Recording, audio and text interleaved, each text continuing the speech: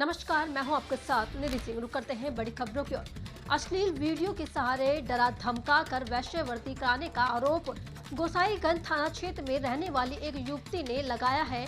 आरोप पीड़िता को लेकर सामाजिक कार्यकर्ता व अधिवक्ता श्वेता राज सिंह ने पुलिस अधीक्षक आपको पता चले ग्रामीण अतुल सोनकर से मुलाकात की और उन्होंने जाँच के बाद कार्यवाही करने की बात कही है। वहीं आपको पता चले कि वहीं महिला द्वारा दिए गए प्रार्थना पत्र के अनुसार रेस्टोरेंट में काम करने के दौरान एक व्यक्ति से उसकी परिचित हुआ और 10 मार्च 2023 को उसने अपने परिवार में मिलाने के लिए अपने घर पर बुलाया, जिसके बाद खाने में नशीली दवा मिलाकर उसके साथ रेप किया गया और अपने साथी से उसकी वीडियो बना ली गई। जिसके बाद उसकी साथी महिला अलग अलग ग्राहकों को ले लाकर उसके वैश्यवृत्ति कराती रही। इस दौरान सामाजिक कार्यकर्ता व अधिवक्ता श्वेता राज सिंह ने बताया कि साल भर में इस युवती को प्रताड़ित किया जा रहा है, इस वैश्यवृत्ति की ओर ढकेला जा रहा है। यह एक गंभीर विषय है। यह कौन लोग हैं जो अयोध्या की धरती पर ऐसे कार्य कर रहे हैं।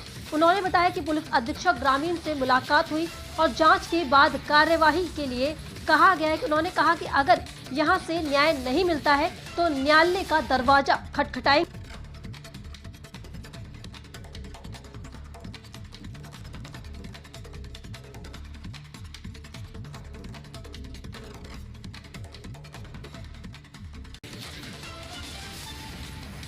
का मामला है उसके बारे में बताइए। सर, मैं गुड डे रेस्टोरेंट में जॉब करती थी। 2-2.5 साल हो गया, 3 साल जैसा हो गया मुझे वहाँ जॉब करते हुए। तो उस दौरान एक कस्टमर आते रहते थे, तो जो रेगुलर उनसे जान पहचान हो गई। तो उन्होंने मेरे काम के बारे में पूछा, सैलरी पूछी, हर चीज़ पूछा। तो हमने बताया उनको, सैलरी पैकेज बताया, काम बताया। तो उन्होंने कहा कि हमारी भी जॉब लगवा दीजिए, हमें जॉब की ज़रूरत है। हमने जॉब लगवा दी उनकी अपने सर से बात करके। तो जब उनकी जॉब लगी तो उनके घर वाले और वो हमसे संबंध बनाने लगे कि मतलब यारी दोस्ती जैसा बनाने लगे, घरेलू संबंध बनाने लगे। तो उनकी मम्मी हमको फोर्स करने लगी कि आइए हमारे यहाँ किसी दिन आइए। 2-4 बार हमने अवॉइड किया। फिर 10 तारीख को हम गए उनके यहाँ, तो उन्होंने चाय नाश्ता दिया। उसी के बाद हमको चक्कर आने लगा। जब चक्कर आने लगा, जब सुबह हम उठे तो हमारे एक भी कपड़े नहीं थे हमारे तन पे। और जो है वो लोग हंस रहे थे। तो बताए कि हमने ऐसा ऐसा वीडियो बनाया है आपका, अगर आप मेरे लिए काम नहीं करेंगी तो हम ये वीडियो आपके घर में और आपके घर वालों को दिखा देंगे। तब मैंने उनको अपने घर की पूरी सच्चाई बताई कि ऐसा मैं शादीशुदा पूरी बात बोले दीदी। जो है मैंने उनको अपने घर के बारे में बताया तब कि मैं शादीशुदा हूँ, मेरे 2 बच्चे भी हैं और इस तरीके से मेरा मैटर चल रहा है। मेरे पति से मेरी बनती नहीं है, मैं अपना अलग रूम लेके कमा खा रही हूँ। तो अगर इस तरीके से करेंगे तो मेरी बहुत बेइज्जती होगी। तो उन्होंने कहा कि जो है अगर आप मेरे लिए नहीं काम करेंगी तो या तो 5 लाख रुपए दीजिए और या तो अलग अलग लोगों से जिससे हम मिलवाएंगे आपको ऐसा करना पड़ेगा, संबंध बनाने पड़ेंगे। जब मैं मना करती तो लोग मारते पीटते, इस तरीके से मार पीट को लोग ज़बरदस्ती लोगों से संबंध बनवाते मुझसे। इसी तरीके से लगातार ये कंटिन्यू चलता ही रहा। कई बार हमने एप्लीकेशन देने की भी कोशिश की। जब वो लोग एप्लीकेशन पकड़ लेते थे तो भी मुझे बहुत मारते थे।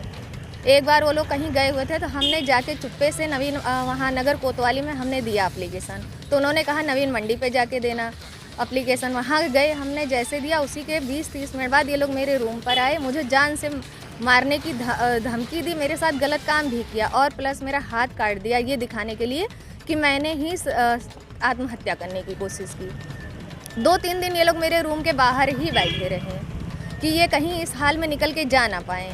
उसके बाद जो है हमको ज़बरदस्ती लेकर गए, सुलहनामा भी करवा लिए, ये लोग लिखवा लिए कि मैं कोई कार्रवाई नहीं चाहती। उसके बाद भी ये लोग जो है मेरा वीडियो वायरल भी किए, 1-2 लोगों से अपने रिश्तेदारी में ये लोग भेजे भी। तो हमने फिर पुलिस में जाके कहा तो बार बार ये सुलहनामा की एप्लीकेशन लगा के मेरी फाइल बंद कर दी जाती है। ना कोई FIR लिखा जा रहा है, ना ही कोई सुनवाई हो रही है। इस तरह का काम ये ब्रिजेश चौहान हैं, ये उन्हीं के घर में रहते हैं। मैंने उनको भी अपनी सारी बात बताई तो उन्होंने उल्टा हमें ही डांट के वहाँ से भगा दिया और उनका पक्ष लेने लगे कि ये नियावा पे रहते हैं, वी मार्ट के सामने उनका घर है। जो लोग हैं वो कौन?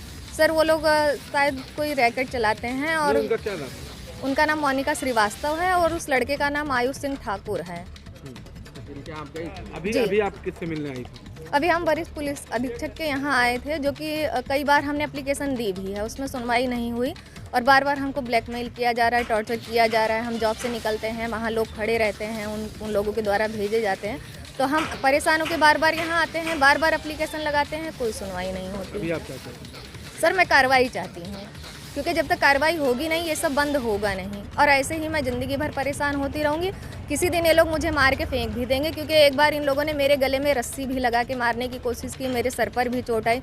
उस हाल में भी जो है मेरे कपड़े भी फाड़ दिए गए, तभी भी कोई सुनवाई नहीं हुई। क्या नाम आपका?